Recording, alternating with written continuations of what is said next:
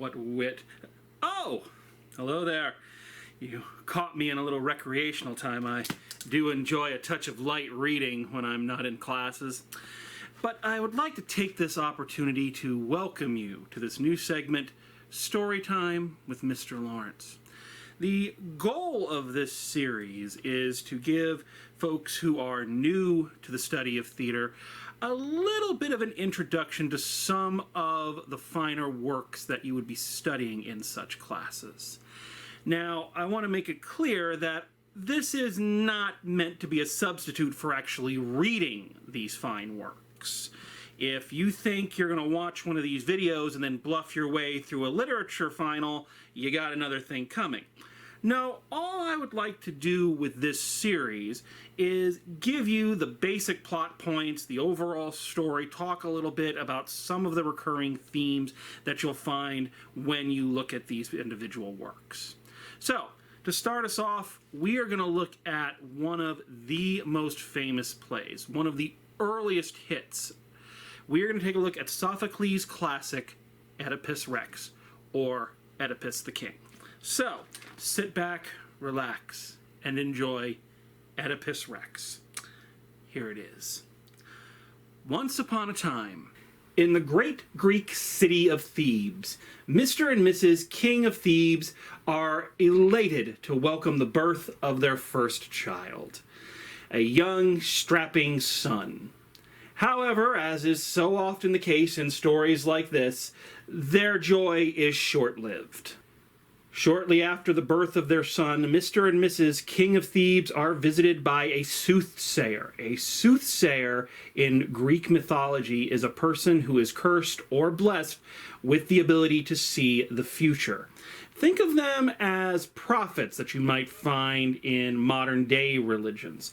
In either case, they are a person with a direct line to the higher powers. And those higher powers send them visions that they then report to the citizenry under the belief that these are the direct instructions of the gods. The soothsayer tells Mr. and Mrs. King of Thebes not to get too attached to the little bundle of joy because he foretells that when the boy reaches manhood, he will murder his father and marry his own mother. And because this is the olden times, meaning that people tend to believe whatever a soothsayer tells them, Mr. King of Thebes says he'll have no regicidal shenanigans in his kingdom, boy howdy, and he's gonna settle the young son's hash but good. And so, Father of the Year takes his infant son out into the woods. He pins the boy's legs together, meaning he takes a pin and shoves them through the kid's ankles to keep him from running or crawling, and leaves the kid in the woods to die, going away believing he has successfully avoided the horrific fate that the soothsayer had laid out.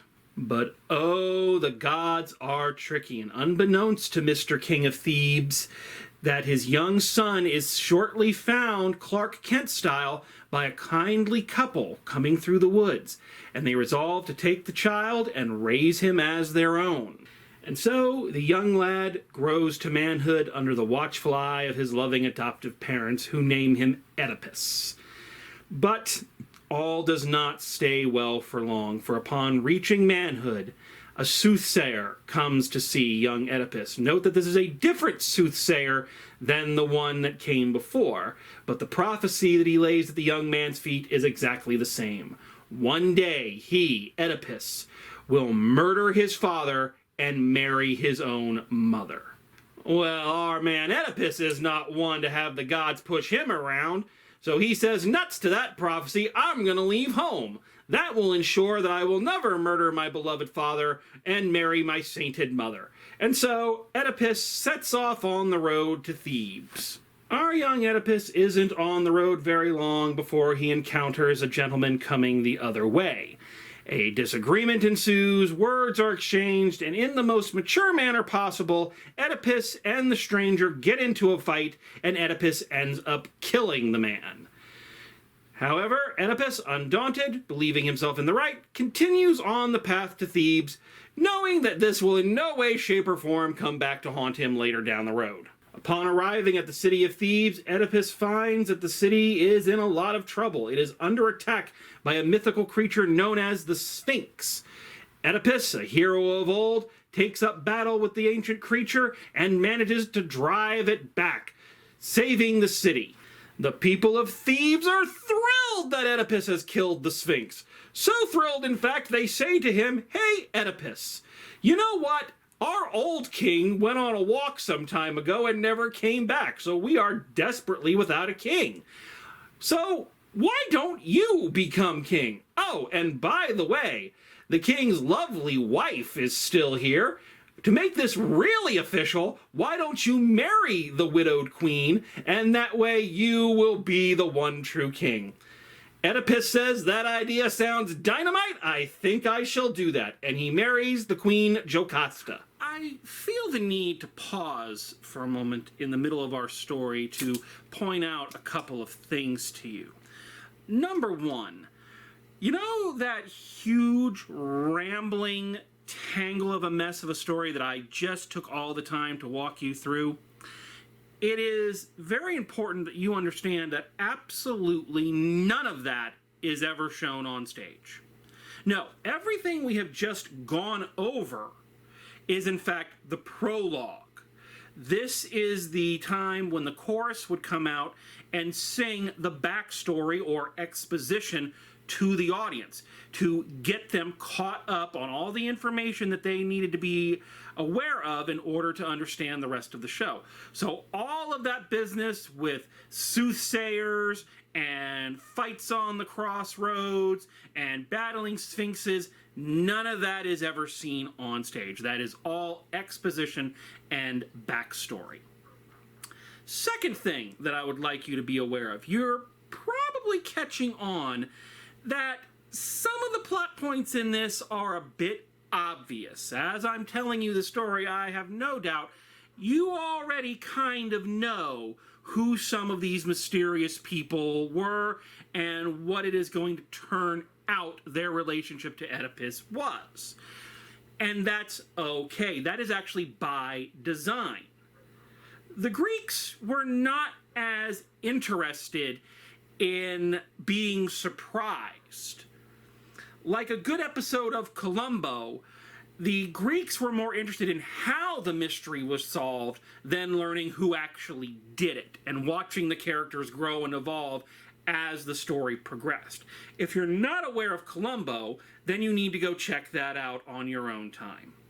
Okay, so we all caught up, so let's get back to the story proper as Oedipus actually begins. So, many years later, and so Oedipus has been king for many, many years. He and Jocasta have sired a brood of children, and generally he has been doing a great job. But then suddenly, the worst happens. A horrible plague befalls the city of Thebes.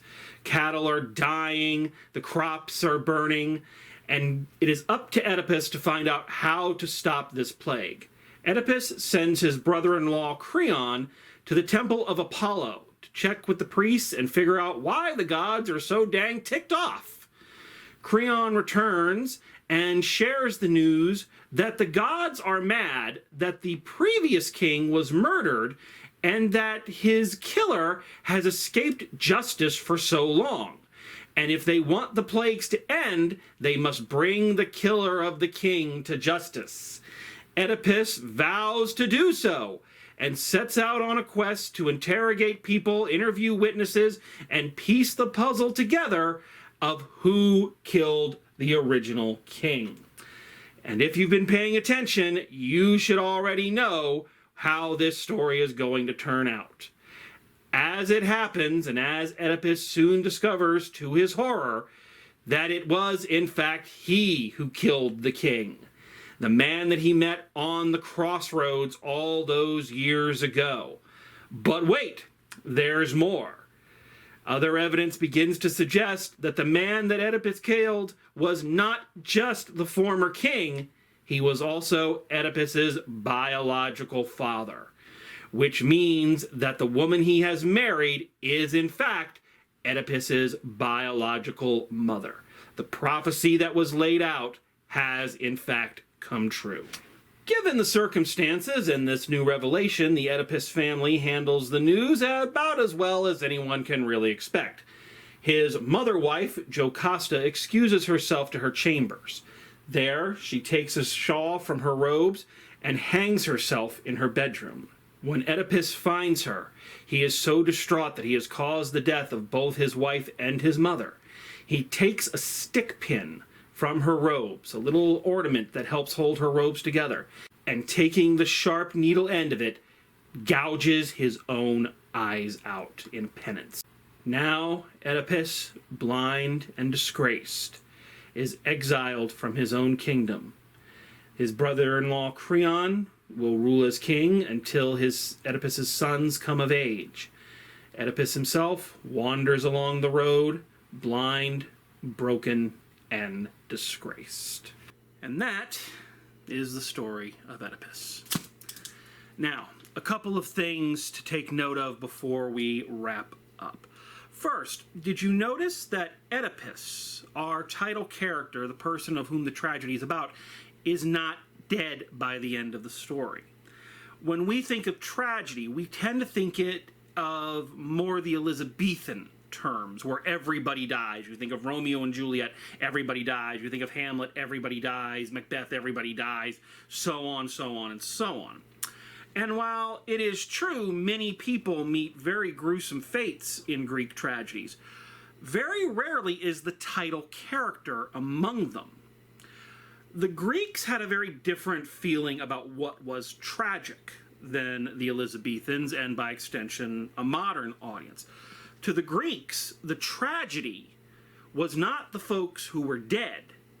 It was the people who were still alive and now had to live with their shame and the knowledge of what they had done to bring about their own downfall. That leads into the next point.